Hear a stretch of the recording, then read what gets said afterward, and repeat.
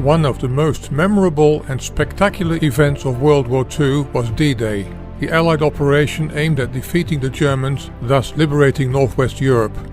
As a channel dedicated to history, it would be a big mistake not to pay special attention to this year's 80th commemoration of D-Day.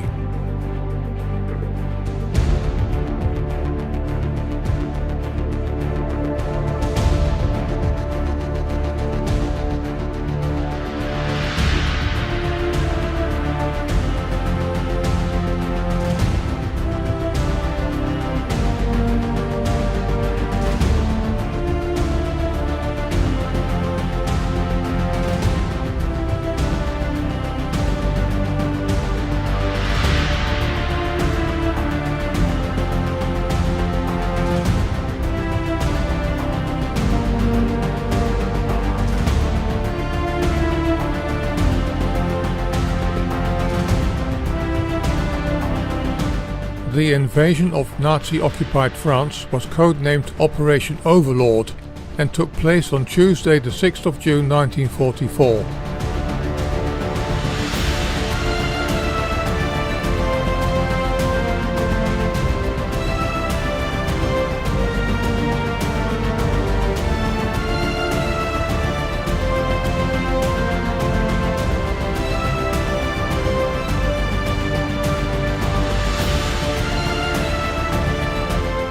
Originally it was planned for the 5th of June, but was delayed because of poor weather. A severe storm battered the Normandy coast, making the German commander in charge of defending the North French coast, Marshal Erwin Rommel, believe that an attack would be highly unlikely. He even went back home to Herrlingen in Germany for his wife's birthday.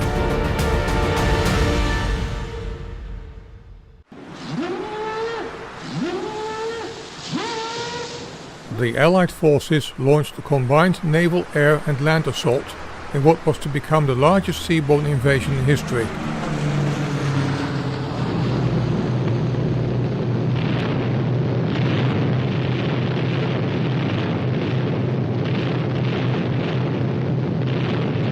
In effect, it opened the second front to attack the Germans, the first front being the Russian front.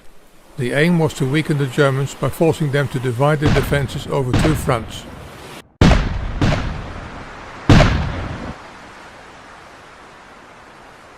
One may wonder why Normandy was chosen to land the troops. The French resistance had indicated that there were fewer defences in Normandy than the Atlantic Wall region surrounding Calais. The Normandy region had many bunkers containing antiquated firepower from the First World War. Choosing the route with the longest distance from the UK should also give the Allies an element of surprise. It was assumed that the Germans would be anticipating an attack via the shortest route, far more east. Maps had also shown that there were good roads to get landing troops off the Normandy beach area and inland on the long road to the liberation of Europe.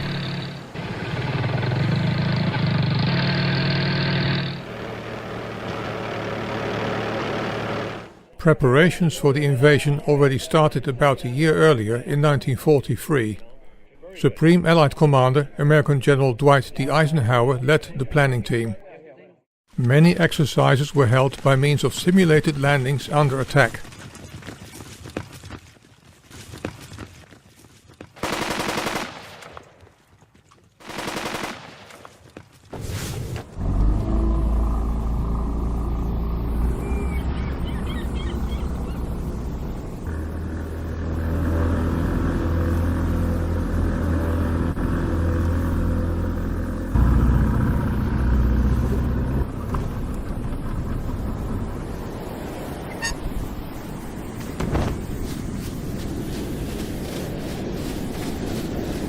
Factories were transformed into war production facilities as the country changed to a war economy. Large-scale preparations were undertaken to construct the necessary numbers of ships, amphibious landing craft, tanks and aircraft. Stocks were expanded and old ships adapted. By December 1943 the plan was set. At the Tehran Conference, involving the leaders of the Allied powers, US President Franklin D. Roosevelt, UK Prime Minister Winston Churchill and Soviet Premier Joseph Stalin, the plan was approved. In the last months of 1943 and the first months of 1944, thousands of American and Canadian soldiers crossed the Atlantic to participate in the greatest world conflict of the 20th century. The Lord is my shepherd, I shall not want. He makes me to lie down in green pastures. In the months leading up to the invasion, the Allies conducted a substantial military deception, codenamed Operation Bodyguard, to mislead the Germans as to the date and location of the main Allied landings. In the weeks preceding D-Day, there were massive troop transports in the UK towards the south coast. Roads were closed off and locals must have been aware that the preparations of the invasion were on its way. As early as May the 26th, the British-Canadian forces were redirected from the assembly areas to 19 embarkation points. The Americans followed 4 days later on the 30th of May.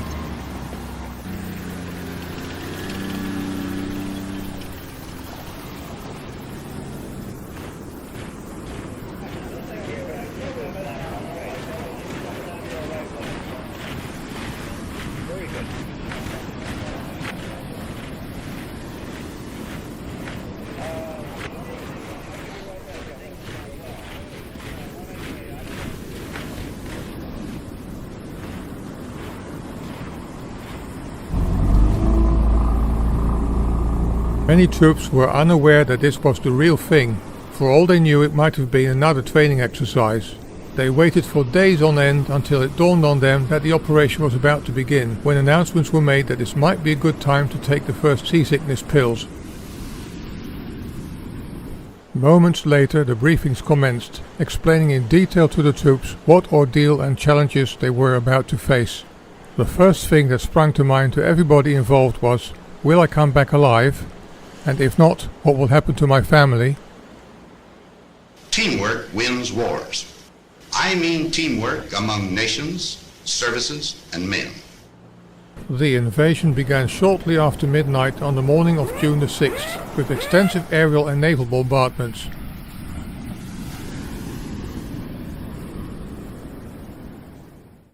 It also involved an airborne assault with the landing of 24,000 American, British and Canadian airborne troops.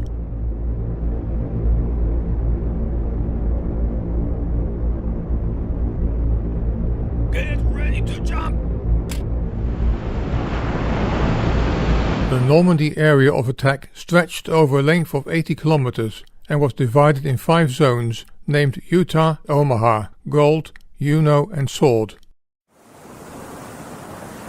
Troops were transported by all kinds of naval vessels from ports all along the British south coast, as far away as from Falmouth in the west, Dartmouth, Weymouth, Poole, New Forest beaches like Leap Beach, Portsmouth and Shoreham, as well as various further away ports from the east coast. Nearly 7,000 naval vessels, including battleships, destroyers, minesweepers, escorts and assault craft took part.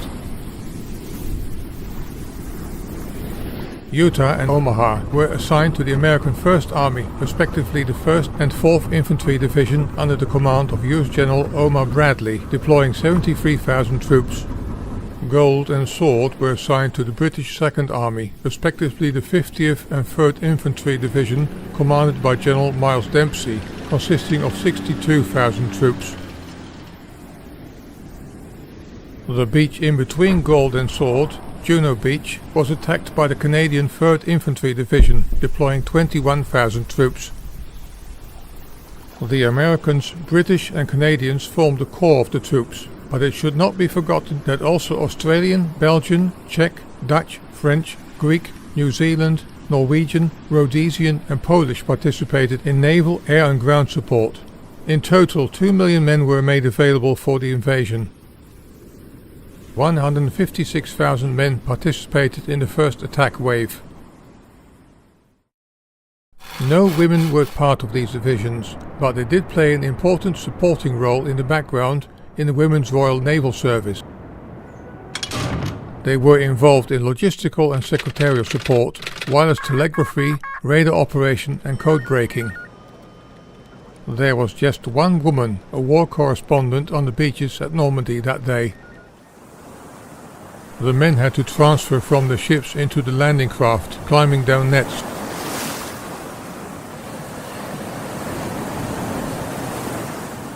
You should try to imagine what it was like to be involved in such a daring operation.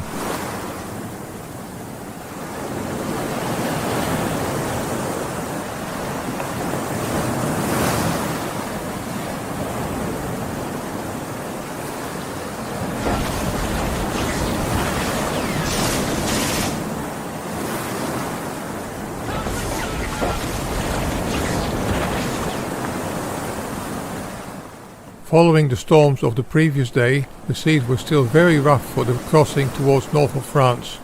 If seasickness had not yet occurred during the crossing, it was a matter of catching up during the last leg of their journey.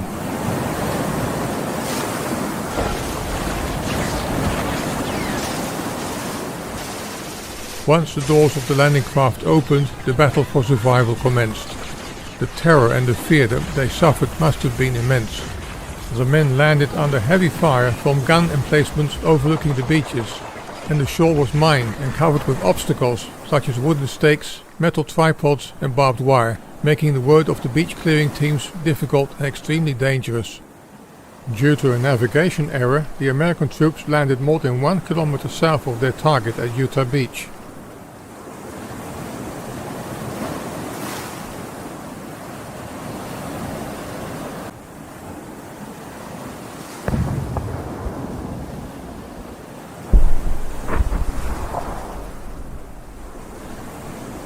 Conditions there were favorable as they landed at lightly defended sandy beaches and low dunes. After being informed of this situation, American President Roosevelt simply said, "We'll start the war from here." Casualties were heaviest at Omaha with its high cliffs. American rangers had great difficulty to capture the German battery on a 100-meter high cliff at Point du Hoc.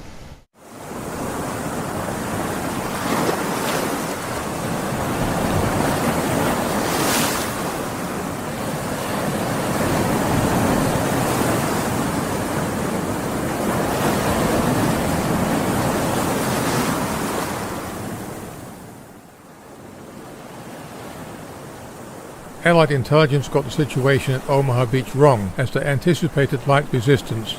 Instead, the landing troops met severe defenses by the elite German 352nd Infantry Division, who were ready and waiting at the cliff top overlooking the beach. Minutes after the first landings, nearly all officers and petty officers were killed, leaving the troops leaderless and thus in chaos. On D-Day, the American 1st Division suffered 2,400 fatal casualties and a similar number of wounded and missing, the highest losses in the entire operation. At Gold, Juno and Sword, several fortified towns were cleared in house-to-house fighting, and 2 major gun emplacements at Gold were disabled using specialized tanks. The British at Gold encountered less resistance, and the 50th Division managed to break through the German defenses, in particular by the deployment of tanks. There were only about 400 casualties.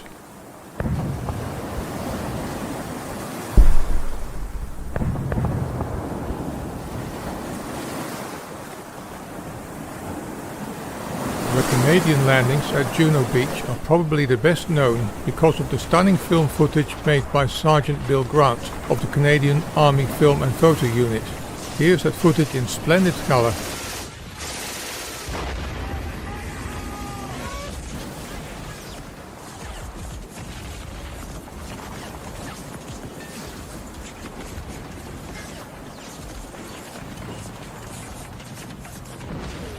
The house seen through the opened landing craft doors is still there at Bernières-sur-Mer.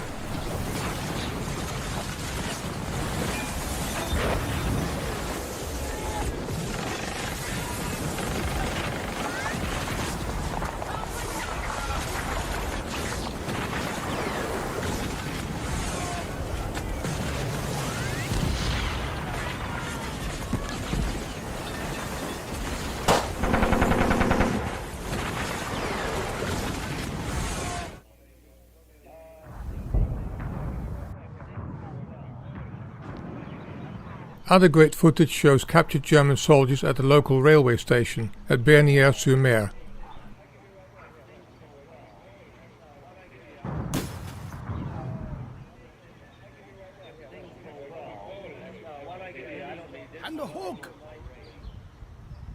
German resistance on the fifth most easterly beach, Sword, was light, and within less than an hour the British Second Army managed to break through the defences.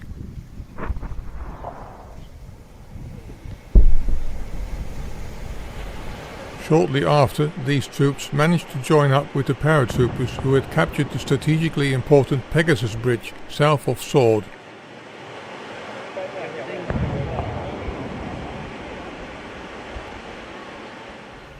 The Allies were assisted by the French resistance. Their main role was sabotage.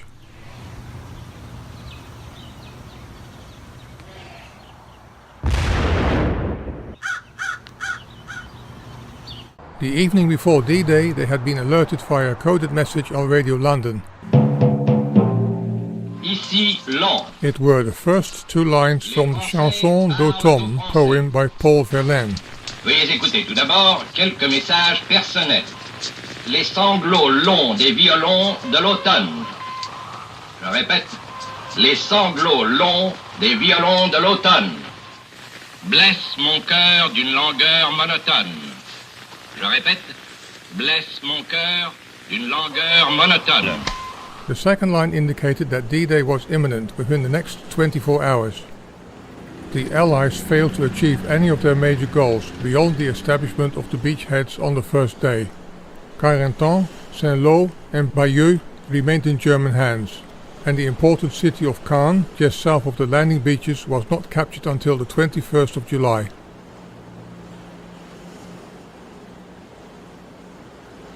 Only Juno and Gold beaches were linked on the first day.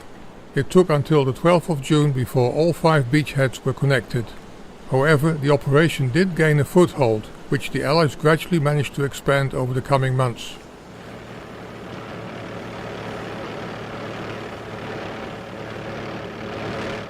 At least 10,000 Allied casualties on D-Day were recorded, with over 4,400 confirmed dead. German casualties on D-Day have been estimated at 4,000 to 9,000 men.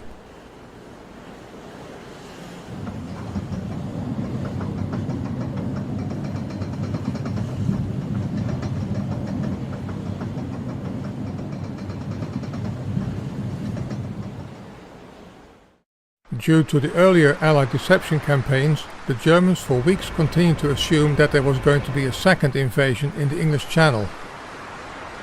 For that reason they did not move all their troops to Normandy, a very important mistake.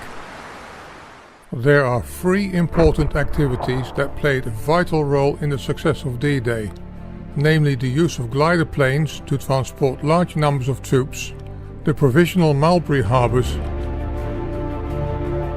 and Pluto, the pipeline under the ocean, to provide essential fuel supply to the Allied military vehicles. The gliders are addressed in a separate video, which I released recently. Just to sum up, that approximately 15,000 men were transported in crude, flimsy, wooden, engineless planes, namely the American Waco CG-4A, the British Airspeed Horsa and the General Aircraft Hamilcar, towed by a variety of aircraft, in particular the Douglas C-47, the military version of the DC-3 Dakota. In view of the fact that all French harbours were still in enemy hands, a genius plan was worked out under the codename Mulberry to construct floating harbours that were connected by kilometre-long floating beachheads with the mainland. Each beachhead consisted of an array of floating pontoons connected by bridge elements, so-called whales.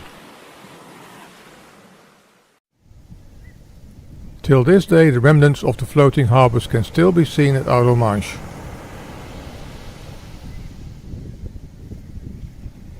These Mulberry harbours fulfilled a crucial role in landing tanks, trucks, jeeps and other vehicles, awaiting the liberation of nearby Cherbourg harbour. The third remarkable element of D-Day was Operation Pluto, short for Pipeline Under the Ocean. The Allies realized that sufficient fuel supplies for ships and vehicles would be a critical issue, knowing that supply ships were vulnerable to attack.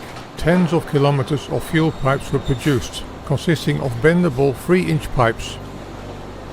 These pipes consisted of a lead core, steel wire reinforcement and a tar outer coating.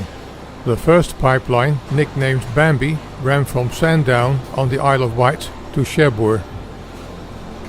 The second 45-kilometer long pipeline, nicknamed Dumbo, ran from Dungeness on the Kent coast to Boulogne.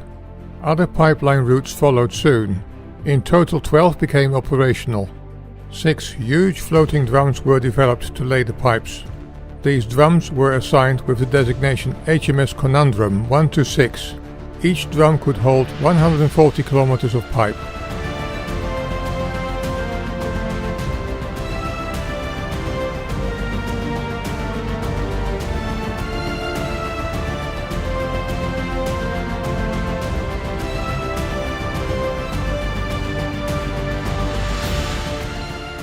Pumping stations at Dungeness were disguised as holiday camp buildings.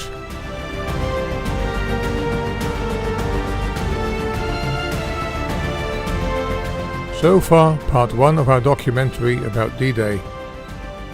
In part 2, we will address the military advances of the Allied troops towards Paris in the Battle of Normandy.